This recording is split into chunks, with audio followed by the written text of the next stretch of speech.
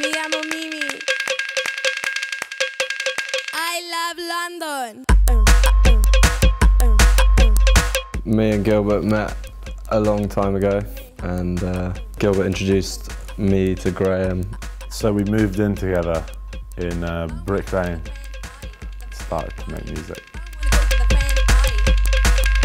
It wasn't until we met Laura that the band Crystal Fighters got going. Her grandfather had recently passed away in the Basque Country, and then she went to go and deal with his belongings and things, and brought back this book which he had actually left for her, which was a sort of unfinished opera which had lots of musical references in it. And we started making music based on what it sort of suggested. Initially we were attracted to the Basque culture by the mythology, the traditions and these particular writings, but then after we went there and met the people and got a feel for the culture, they hold their traditions and a lot of what they do in mystery.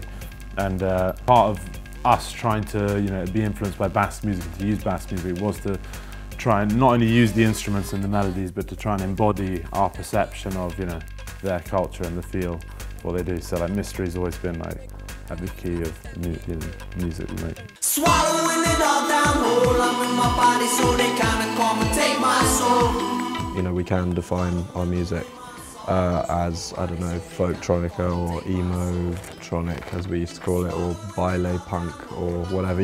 I think a lot of there's a lot of humour to be had and a lot of interest, if you like talking about music, to give things funny genre titles. So we're happy if people do it.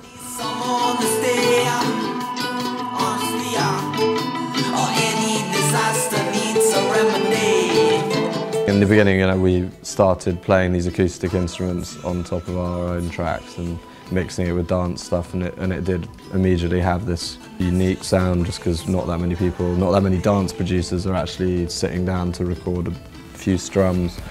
The remixes are the same, we just lace a bit of nylon guitar over it and it sort of has that kind of our sound, which is lucky.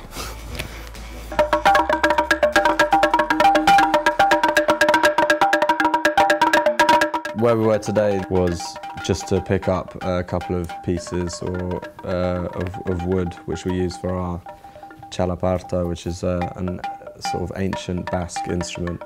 They communicated across the hills and became a sort of instrument over time. And that was one of the initial instruments that we were really interested in.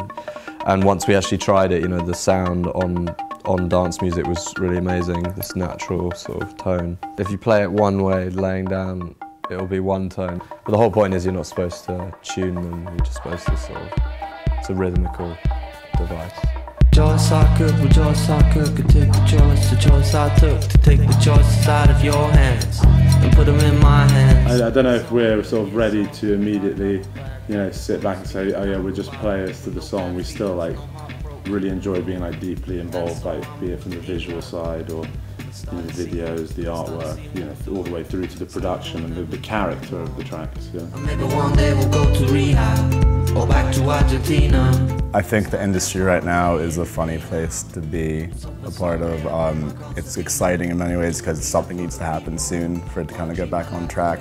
But at the same time, it's obviously daunting because they haven't figured it out yet, and it's like the little bit people think they have the right idea, the solution, and it's not the solution, whatever else. But I think it's really good for bands like us because the independent scene is exploded because of it, and people are offering us record deals at a really early time in our project, when I don't think they would have if it had just been majors. And 15 years ago, I think it would have taken a lot longer to have stuff happen. Definitely, and I think there's in order to get noticed in the current sort of music situation, you need to have a really interesting idea or an interesting way in for people to go, why should I listen to that music?